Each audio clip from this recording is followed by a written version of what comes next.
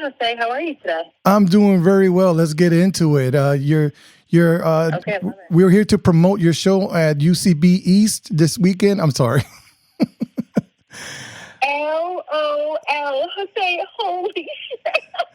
I Uh, was like, wait, what year is it? That is so funny, brother. Oh my god. All right, let's get into it. I'm going to say a few names, and you tell me what comes to mind. Okay. And these are like, I got a shrine of these people in my house, really low key. Okay.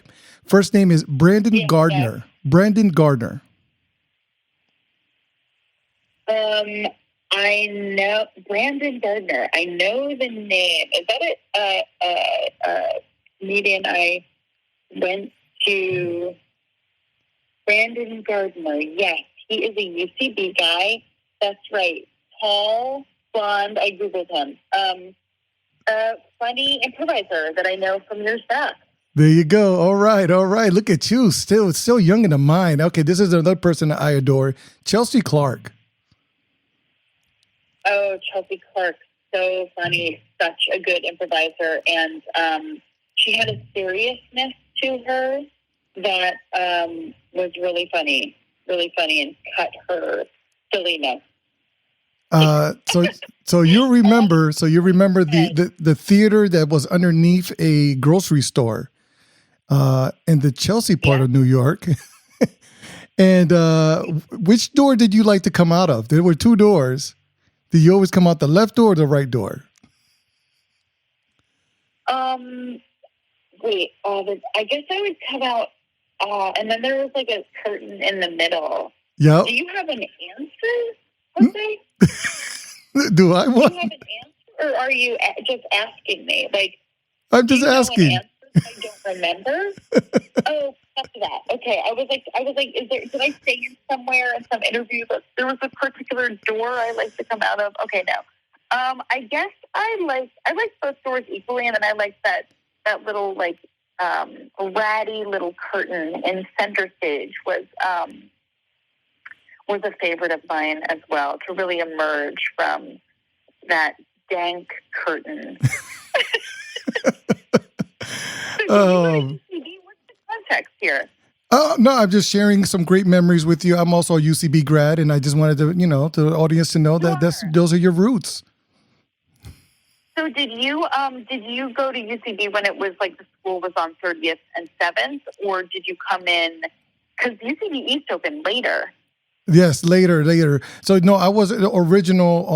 You're right. The original on the third, fourth floor or something. You had to go up and. Yeah.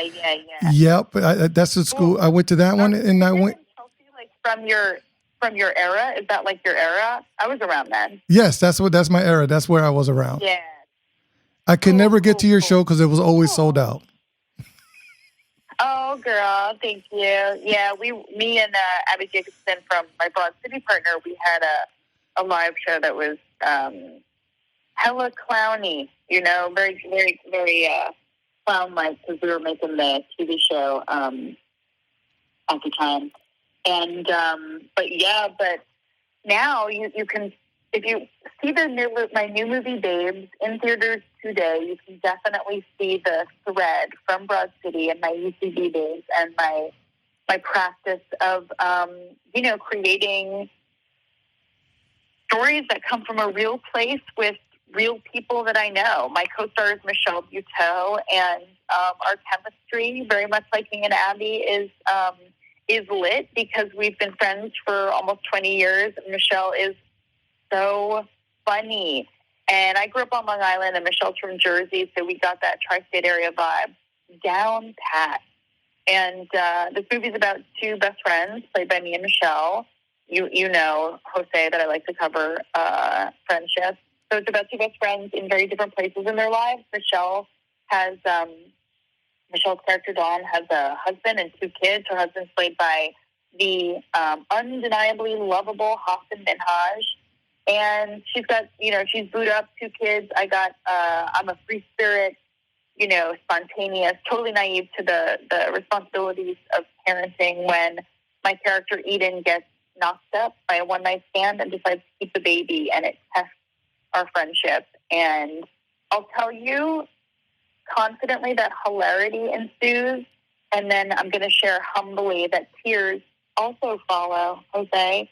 This movie is really funny, but it's also really heartfelt. And the tears have been sneaking up on these audiences, and it's been so exciting to me. It's such an exciting chord to strike. There's a game that we try to play, right? The game that we try to find the funny in everything that we do as improv artists.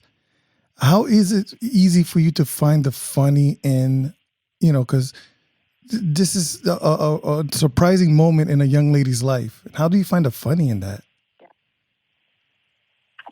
Well, when I started writing this with my co-writer, Josh Rabinowitz, I was pregnant and his wife was pregnant. And the funny comes from pregnancy and giving birth. Like, there's so much funny stuff that has not been mined because most of these stories come from a man's perspective. But when you're a person who can get pregnant and give birth, it's really very funny. It's surprising. It's, it's hard comedy. It's visceral, physical comedy that's happening to you. Your boobs are crazy. You're horny out of nowhere. You're slow. You're like the Moon Man. You look like a Teletubby, trying to act like, like the way society is. You have to pretend you're not a person at that time, and you have to pretend like everything's normal and just go about your life. Procedures, and there's this thing, an amniocentesis, a great scene that we have in the movie.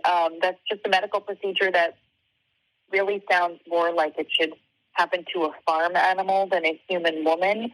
But then when you find out that it happens to human women, it's just funny. All you got to do is just show the real shit, and it's really funny. When you give birth to the person, and then you have to give birth to the placenta. Didn't really know that, and most people don't know that until they're very close to giving birth. And just the real easy to find the funny, but balancing it with the really challenging loss of friendship as you knew it before you became a parent. That balance was the thing that we had to sort of hold close and make sure that we were balancing the two, right? And I really think that we nailed it in what you're going to see when you go to theaters, hopefully this weekend or next weekend, and see Babe. So, the another underlying premise is there's no such thing as a mistake. There's just opportunity, isn't there? I love it.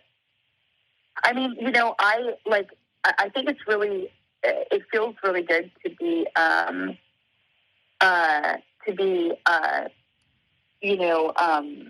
showing the story of a woman choosing to have a baby, making a choice with her body.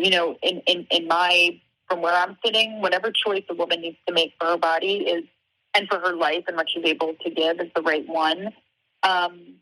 But yeah, I love that take, and I think that there's definitely a hopefulness in our movie. Friendships go through transitions, and this is one of them, right? And sometimes it right. tears them apart. It brings them together. What are recommendations out there to young ladies who are friends and they have to face life decisions? Should they do it together, or should they go into their little cocoons? Oh man, I mean, I think it's